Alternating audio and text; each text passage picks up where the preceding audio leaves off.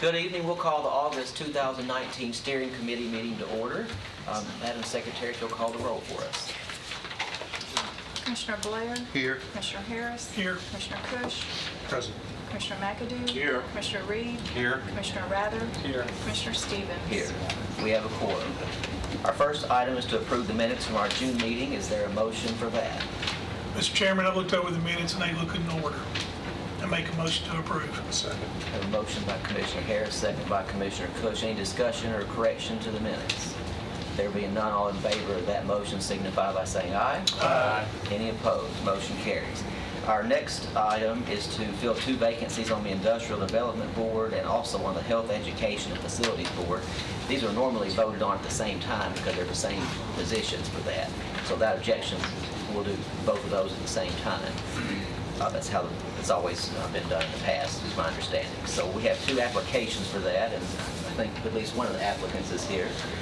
First applicant is Mr. Bill Jones. If you'd like to address the committee. Thank you, Chairman Stevens and members of the steering committee. Again, my name is Bill Jones. I've served on the IDB and the HEB since 2012. Took over as chairman after Mr. Baker's death in 2016, I guess. And I enjoyed the work. I think we've done a good job of recruiting business and industry to Rutherford County. The board works well with county governments, city governments, and our economic development staff at the chamber. So I think we've done good work. I think work is changing as Rutherford County is changing, and I'd like to continue doing that work lifelong. I moved here when I was 2, so I've been here 58 years. I'm educated here from Mitchell-Nilson Primary School, first year it opened all the way through MTSU. So been here all my life, enjoyed the work, like service to the community.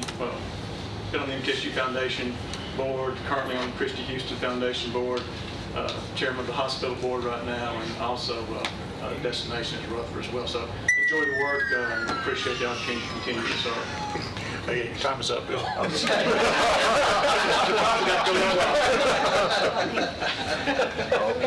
Thank you. And our other Commissioner Cush, does anybody else got anything? Our other applicant is Mr. Warren Russell, and I don't see him here with us. Mr. Russell's here, I don't believe. Okay. So there's 2 positions and there's 2 applications. Is there a motion? Mr. Chairman, I would make a motion that we cease with the nominations and we go ahead and vote on these 2 applicants. I second. Roll call. Motion by Commissioner Cush and second by Commissioner Harris to send both of these applicants to the commission with a positive recommendation. Is there any discussion on that motion? So both are going forward on both Correct. boards? As a reappointment, both. Yes. Yeah. Yes. All right, any other discussion? All in favor of that motion signify by saying aye. Aye. Any opposed? So Mr. Jones and Mr. Russell, your name will be presented next Thursday night, the 15th, at our commission meeting for final approval and consideration there. Thank Thank you, you. Mr. Chairman. Our next item is to consider the appointment of 6 judicial commissioners for the Town of Smyrna as General Sessions Court Clerk. There should be 2 different letters on your iPad there. 2 of these nominees are currently serving as judicial commissioners, Carmen Arnold and Maggie Seacrest. And then there's 4 additional ones that they would like to add, Lisa Brewer, Laura Lowe, Scott Anderson, and Janine Rabidou. And just as a point of reference here, the court had some issues with overtime pay. They've got a few judicial commissioners now, and they figured out a way to restructure the times of some of the employees to cut down their overtime costs, and they needed some more judicial commissioners to help with that process. So that's all that they're looking to do here. So is there a motion with these 6 individuals? Motion to approve. Second. Commissioner Blair, second by Commissioner Reed. Any further discussion or questions about these nominees? All in favor of sending them to the full commission signify by saying aye. Aye. Any opposed? Motion carries. Item number 5 is consideration of the establishment of a select infrastructure committee, and Commissioner Cush asked this be placed on the agenda, so we'll turn it over to him. Thank you, Mr. Chairman. I would ask that the steering committee support me in a resolution that I would like to make on the 15th of August at full commission, to the full commission. My resolution basically would ask that they allow me to put together a select committee of individuals to explore options to fund infrastructure projects within the county in a means other than a property tax increase. This group would explore, study, and research these various options, which then we would bring to full commission for consideration. I envision this temporary select committee to be made up of at least 2 people from Public Works, 2 people from Planning, 1 from Budget, and 1 from the Highway Board. We have some ideas already to talk about, but we need to have this in an open forum, be transparent, and again, all this would be just a temporary group that once we come up with some ideas, we would then disband and pitch those to full commission. So that would be the resolution that I would like to make next week, and would like your support in that resolution. Any questions? I do. Who's going to select these commissioners? Well, I would imagine that any of those interested in the groups the subcommittees I just mentioned, Budget, Planning, Public Works, that they can fill out an application, and if we have more than 2 from those 2 committees, we can do a selection. So the steering committee will vote on them? Or the individual committee. I would say the individual committee would vote on who they want to represent. So 2 from Planning, 2 from Public Works, 1 from Budget, 1 from Road Board, Okay. as a minimum. Commissioner Blair's first, and Commissioner McAdoo. Does it need to have a finite time of how long it's going to be, like a full calendar year? That's a great question. I anticipate that this group, a few individuals that are currently on Public Works and currently on Planning, we have already discussed some ideas. So we've already seeded the field a little bit. But what we need to do now is put a like-minded group together and publicly discuss these in the open. And then have Nick, our county attorney, research the legality of these ideas and if they can be carried out, or if we need some state legislation to be changed so that we have the ability to carry these ideas out. Most of these ideas would be maybe more developer-driven types of investment as opposed to taxpayer-driven investment. I think it's high time we look at that shift of burden, perhaps. So this group would look at legal options in which we could perhaps make an assessment, so to speak. And that's what we just want to explore. Right now, we put no money aside to plan road work projects in terms of widening or future road projects. And as we have seen with schools that are in the very near future, as our road superintendent will tell you, we are running into some financial snags on how to pay for these. And so this group would perhaps come up with some solutions. So, and to answer your question about the timing, I think this can be done in 4 or 5 meetings, and then we can just disband after that. Can I answer his question really quickly, Mr. McAdoo, before we call on you? So our rules say that the commission may from time to time appoint such select committees as the circumstances require, but such select committees shall be disbanded when they complete the assigned work. No select committee shall be appointed for any purpose when there is a standing committee on the same subject.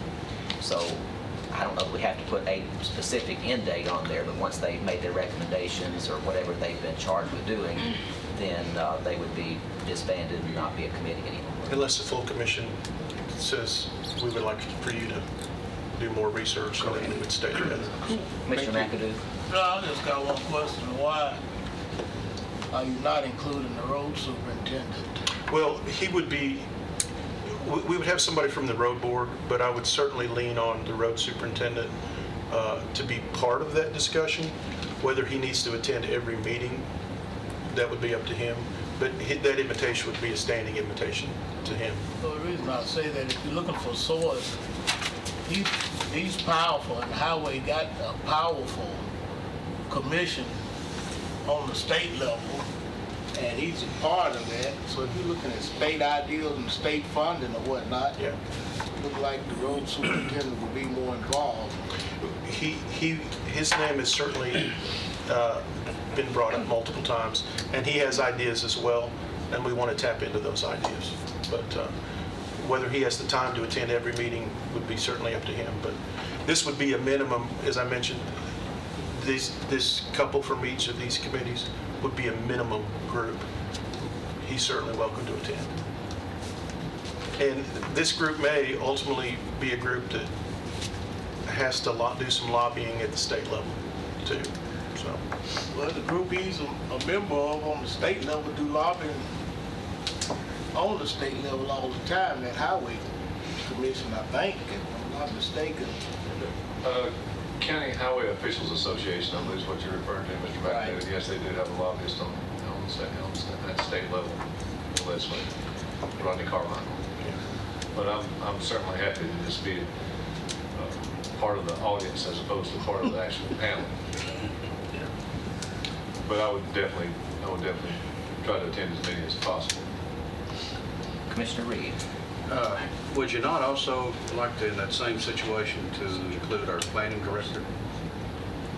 if Doug would like to be part of that discussion, he's certainly welcome. We certainly want representation of planning there, and yes, Doug is certainly welcome. Let me ask further. Now, this would just be a standalone committee, right? Yes, sir. Not associated with public If works? Or... where this idea originated was Chairman Jeff Phillips, Chairman of Planning Jeff Phillips, if you'll all remember, spoke multiple times during full commission meetings the need to find funding for growth other than property taxes. He challenged or suggested that Public Works and planning work together. His suggestion was, since I sit on both planning and Public Works, that perhaps I take the reins on that, and I took him up on that offer. So with me kind of being the liaison between the two, I thought, well, let's just put a select committee of people that have a strong interest and industry background, A, on infrastructure, and B, on not being afraid to ask the tough questions about trying to put the burden on perhaps some developers on paying for some of the roads that, I mean, you know what, folks, everything has a capacity. Our drinking water has a capacity, our sewers have a capacity, and our roads have a capacity. And when you do a development and you're taking away some of that capacity. So maybe you need to pay for that. Now, there are certain restrictions by the state and the Powers Act that don't let us do anything. Perhaps that needs to change. But are there other avenues, or are there other ways to skin the cat? That's what this group is trying to find out. So we'll ask the questions, and we'll keep asking them until somebody says, no, you can't do that. Commissioner McAdoo. Do we need to put a time frame on this? Will this need to go before our state reps? We can set up the committee as a commission, and if you'd like to put a time limit on there, we certainly could. Did you have a time limit in mind? Well, we hope to have suggestions to bring to the full commission, certainly by the end of the year. And hopefully that'll give Nick enough time to find out if our suggestions are legal, or what would have to change to make them legal. So that may carry on into the year 2020, but we're certainly going to have our suggestions or our opinions by the end of brought to year. the full commission by the end of this year. Would this be a paid committee? Robert, the way as I read the state regulations, supposedly, any committee that is formed, you're supposed to pay your members. But if that in fact is true, I would highly suggest that what few times I anticipate this group to meet, that if in fact we have to be paid, that we just turn around and give that money back to the county. Because I don't, this is nothing more than a brain trust with folks with pitching ideas. This is not a lot of heavy lifting. I know we've had other select committees in the past, like a redistricting committee, and I don't believe that those individuals. I are paid prefer for we that. not get bogged down with paying people. Redistricting was paid. I don't think we have to pay the committee members. It seems like the law says that the commission can set the pay according to. Well, then I would suggest we set the pay at zero. I got a Commissioner question. Harris. I want to ask the mayor this. Mayor, to my understanding, when we talked to our state legislators, that the Powers Act was pushed off until next session. So when is the next session? January. January? So you think you can have something by then? Yes, sir. But if you're going to do something, I think the timetable would be set based on when this committee meets with the legislative delegation, that usually first week of January. So I would recommend that you come back prepared with something, probably have it kind of formulated in December, get to Nick, and then be prepared, if it's going to take some type of change in legislation, be prepared to hand it to them at that meeting that night. That's pretty close. Can you work during the holiday? I said it when I first started here, asked my wife and my kids. Sure. Yeah, won't be a problem. I think that turnaround time's fine. This discussion is nothing new that you and I and others Been a lot of haven't research had- already done. or haven't had with the firm for multiple years, so no surprises. We've got a total of 6, Mr. Chairman. Works. 7. 6 or 7 people. I mean, we're not voting on anything, so we don't really need an odd number. Okay. We're just doing, Making a recommendation. we're just making recommendations. We don't have the power to vote, or I'm not asking for the power to vote on anything. Chairman, what about putting one of the industrial board on there? IDB?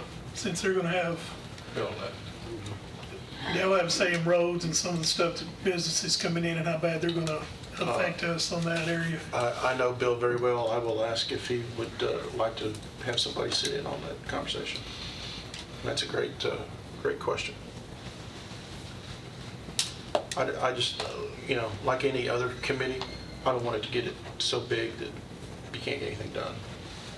But IDB is an integral part of, they also need to be on the waste decision too, probably. Anything else? So I hope you all would support me, and So is that in the form of a motion? What that you is, do? thank you, So if you will, I guess, restate that for everybody. Becky. My motion is basically support me in a resolution to form a select committee, a select infrastructure finance committee. How's that sound? With the makeup of two. Two from planning, 2 from public works, 1 from budget, 1 from the highway board as a minimum, with then select friends of the committee, including, Is this going to be the 7th person with the IDB? IDB. Yeah. Why don't we just say you cap it at 7? 7 would be good membership, but I may have friends that can, Okay. Well, it's open meetings, so they could attend. yeah, sure, So do you want IDB on there because that's 8? yeah. Well, sure. Again, the numbers odd or even don't matter since How we're did you not. get 8? Was you 2 IDB or 1? 1. You've got 2 public works, 2 planning, 2 budget, 1 highway board, and 1 IDB. One budget. No, 1 budget.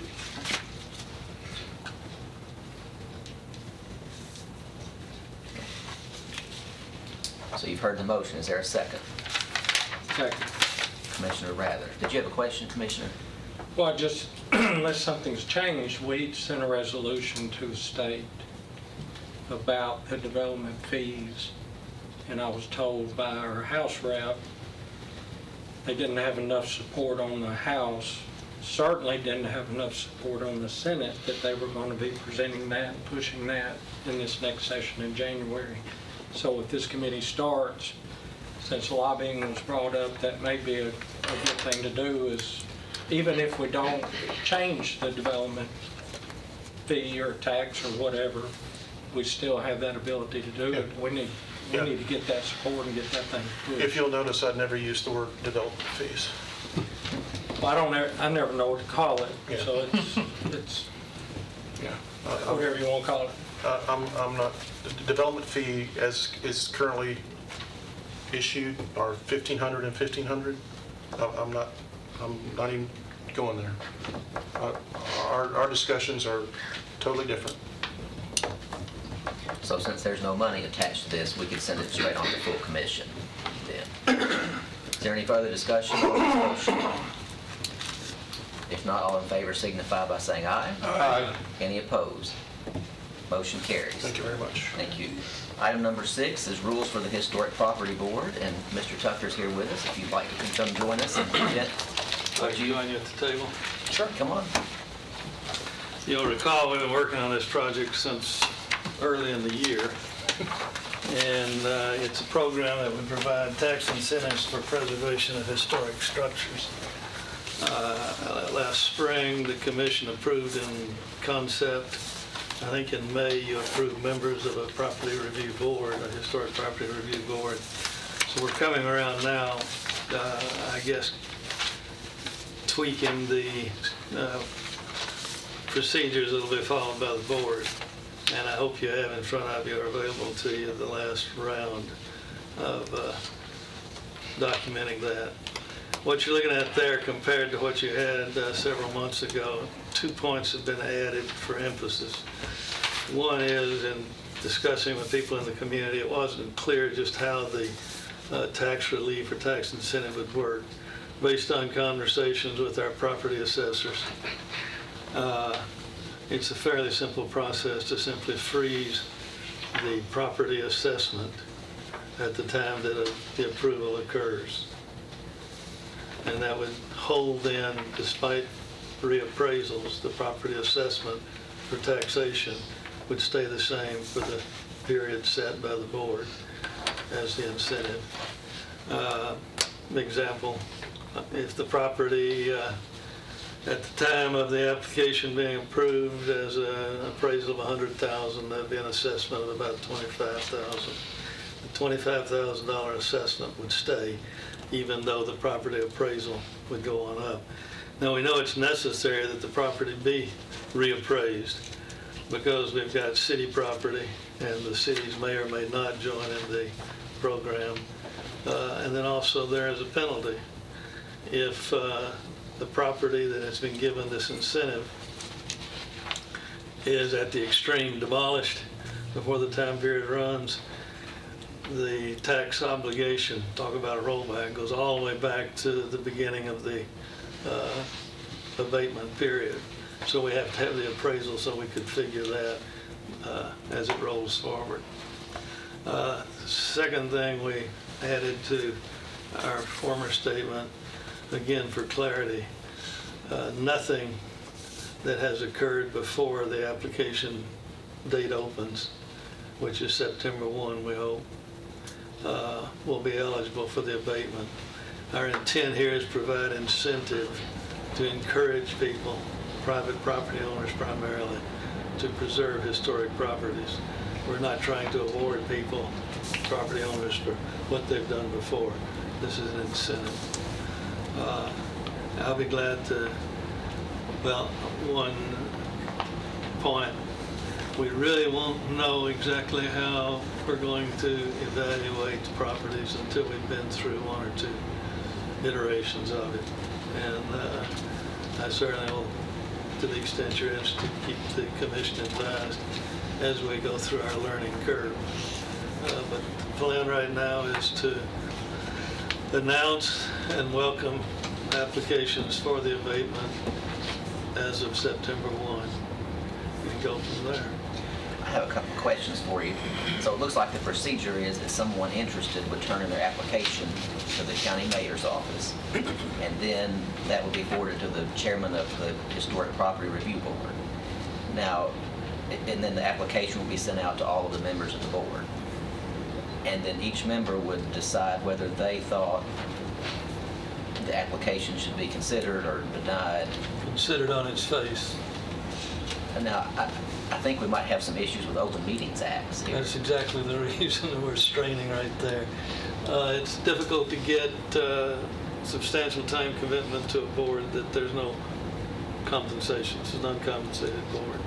So in talking with the prospective members, I promised them that we would finagle as much as we could so they could be done without a meeting up to the point of a decision. Now, every decision would have to take place in a publicly announced record meeting. But we would try to circulate to everybody early on.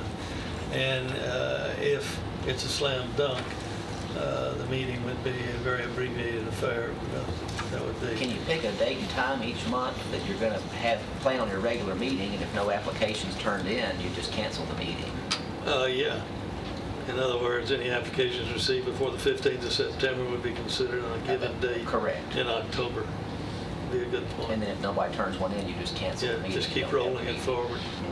It's a good approach. I think that we need to rework this because the open meetings rule talks about government bodies, and this certainly would come under that since they have the authority to recommend tax breaks, and Yeah. we're going to have to find a way to, the application comes in and then it just gets on an agenda for the next month's, or the next meeting that's happening after that application is turned in. And then the committee could, discuss the merits of the application there and make the recommendation or decision then. Based on their opportunity to review it in advance. Yeah. Yeah, I can see that being workable. Commissioner Blair? Historical place and it's sold to someone else, does it keep the abatement? Runs with the property. Okay. And if the purchaser decided, no, I'm going to build another Walgreens on that corner and demolishes it, the purchaser, the current title owner, then owes the taxes all the way back.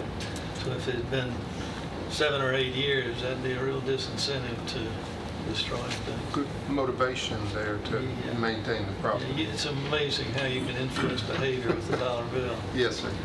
Somewhat like Greenbelt in a way. Yeah, the Greenbelt will do a rollback. Back on the same way. Yeah. Commissioner Rather? I don't know if that would apply to what I'm fixing to say, but I think we ran into this on another building somewhere else, where that property is not maintained.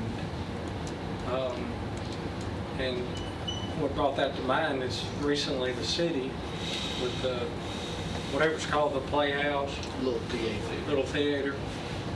Apparently that's not been maintained, city-owned, but run by another group, and nobody's maintained it. Now they're not allowing human beings in the building because it's such a, so you give the tax abatement on a building, but nobody's maintaining that building, and meanwhile it's deteriorating.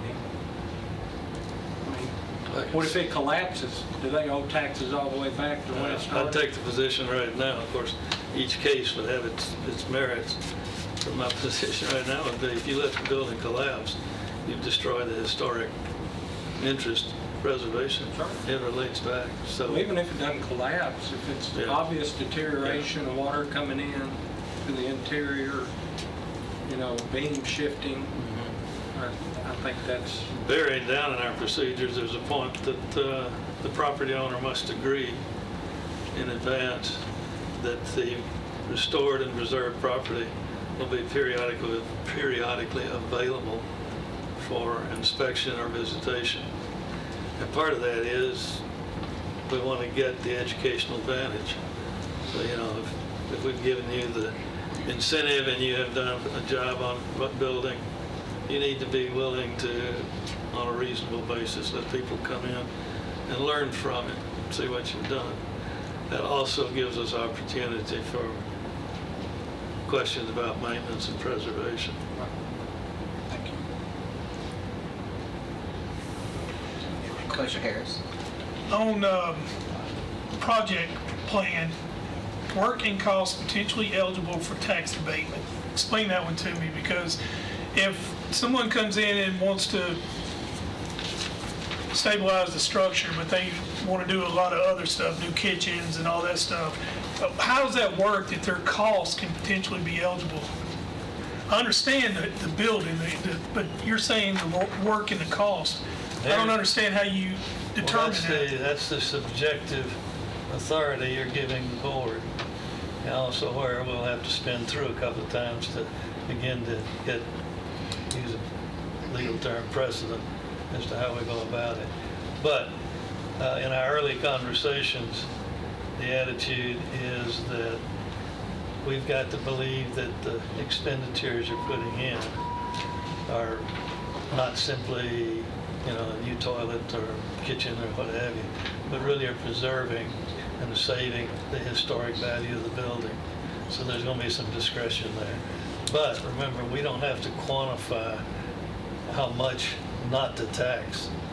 We're going to tax only the assessment at the time that things are approved. And one reason we came to that with Rob Mitchell's guidance was we realized we'd be struggling just with what you point out. How much of all this money they're spending is subject to the abatement, tax abatement.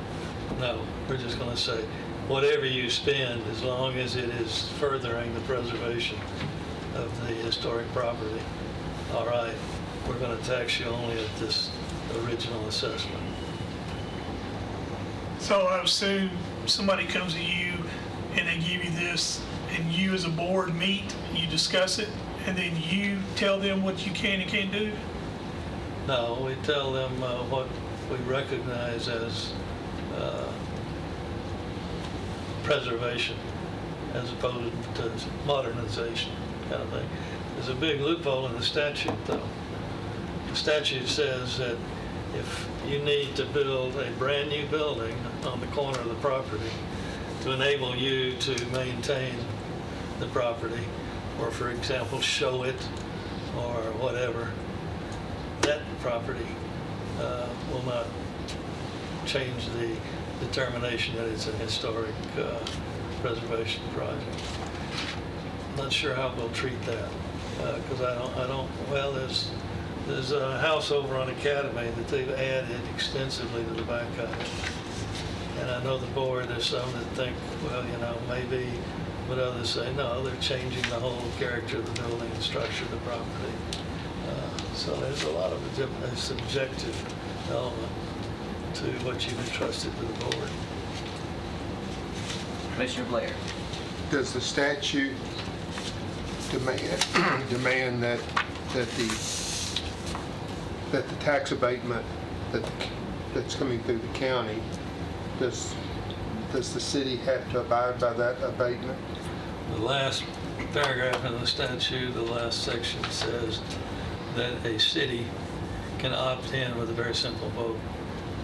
I have suggested, and we'd come back to you if that came up, that we might want to offer to a city, we've got several, representation on the board if they decide to opt in.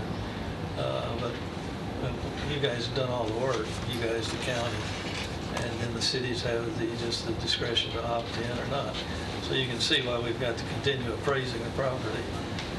As long as it's in Murfreesboro, then Murfreesboro would be taxing without the abatement unless they decide to opt in. Mayor Ketron observed back in January, I think, that really the financial impact on the county budget is not de minimis per property.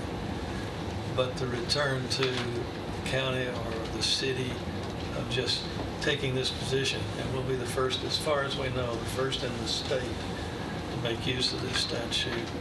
And we've already been on Fox News, for what that's worth. But there's some taking note of it. Tourism, helping make it a destination, offering more an opportunity of things to be proud of and to see.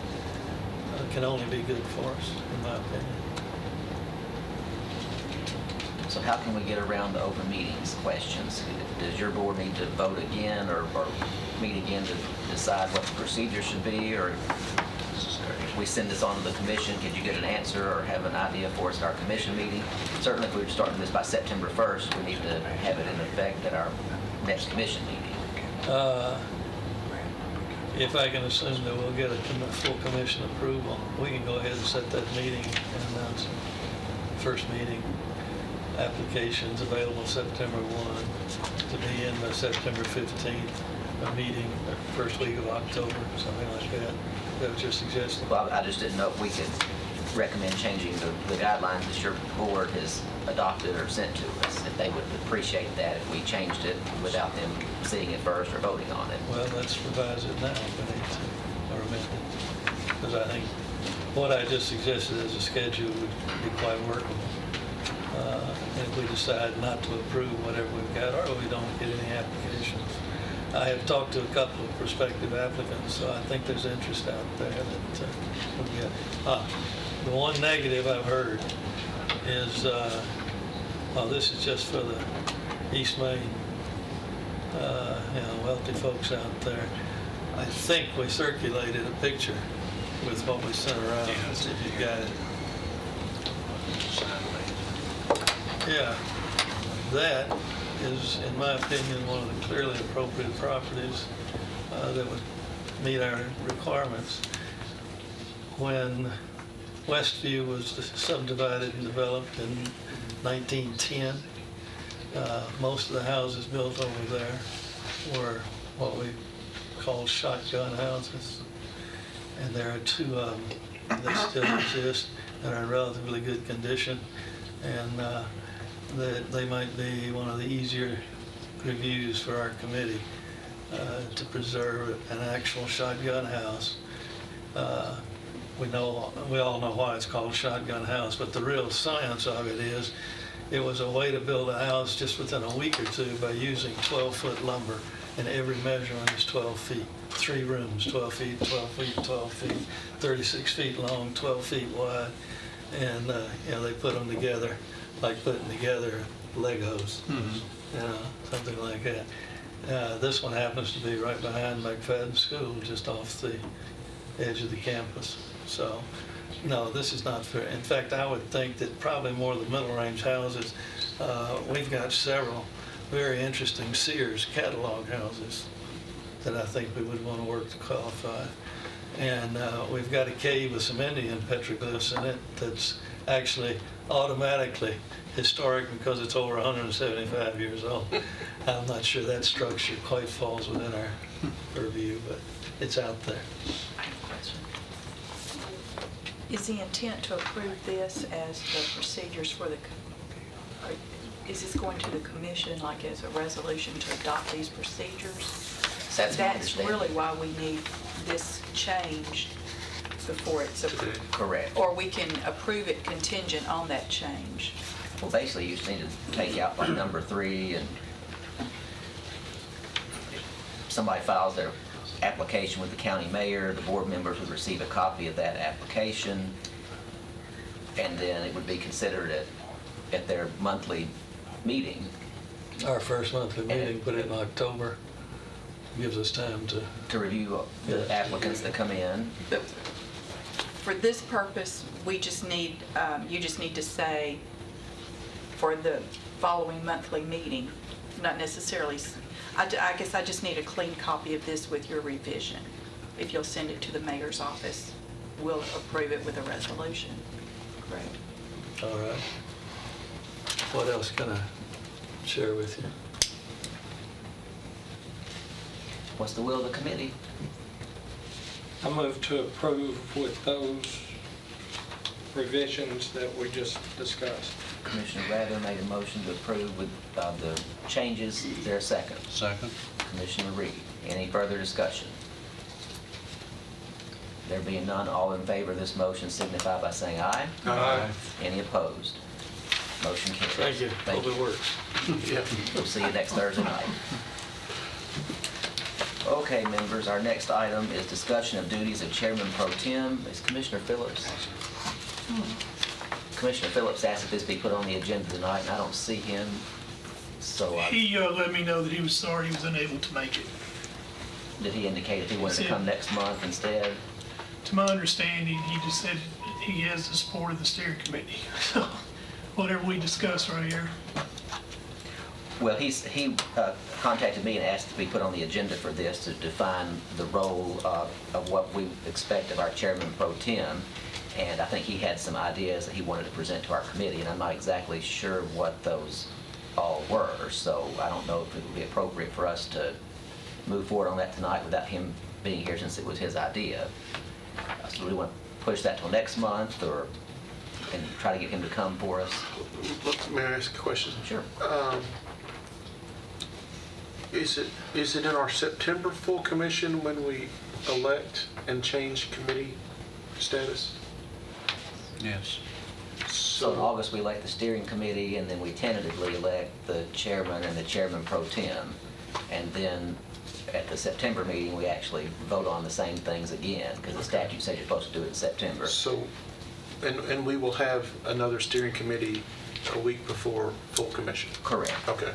So there is time to delay it 1 month? There is, and I'm not sure if he wanted an immediate set of guidelines. I think he wanted us to just think about it and look at other counties and Okay. study things. And He maybe have wants to update it. in a few months. I don't think there was any urgency to get that done. So without objection, we'll just push that off till the next month so he can be here with us to discuss that with us. Okay, item number 8 is the discussion about leasing or purchasing coffee machines. Mayor Ketron? Mr. Chairman, that was supposed to be on the budget committee agenda because it's a budget item. I was wondering about that. Just thank goodness for Becky. She's been coming in and helping. We're borrowing an employee from IT, and Laura's trying to do it all right now. We did post the position on Monday to replace Vicki, and I don't think we'll ever be able to replace her. But we'll have to find somebody that's, so this will be on the budget committee. To be brought up for discussion, we have noticed as chief procurement officer for the county, I'm finding that some departments have been leasing and some are purchasing. Whereas back on 13th day of September 2001, the county commission chose not to quit leasing and only purchase, but things have changed a lot since 2001. So that'll be the discussion. Okay. I'll make a motion, we either lease or purchase. All right. That's pretty much our only 2 choices there. You going to carbon paper? Okay, committee members, you'll find your iPad litigation list for this month, and you should have that on the iPad to review that today. Is there any questions about that? We have our attorney here if you do have any questions about those items. All right, well, hearing none, our last item on the agenda is to reschedule our steering meeting for next month. It would be on Labor Day. So I had suggested Wednesday, September 4th as our meeting instead of September 2nd. Is there any objection to that? Will that not work for anyone? That's normally what we do, is push it off to the Wednesday on the one that hits Labor Day. That works fine. Any objection to that? If not, we'll set it for September 4th on Wednesday. And Ms. Becky, you got that in your calendar? We'll handle it. Okay. Well, now, is that not going to work? Oh, no, it's fine. Okay, I mean, there's some hesitation there. I want to be sure it works No, for the you. notice and all that, we'll take care of it. Okay. Yeah, we'll do it. Very good. Is there any other business to come before this committee? Seeing none, we're adjourned.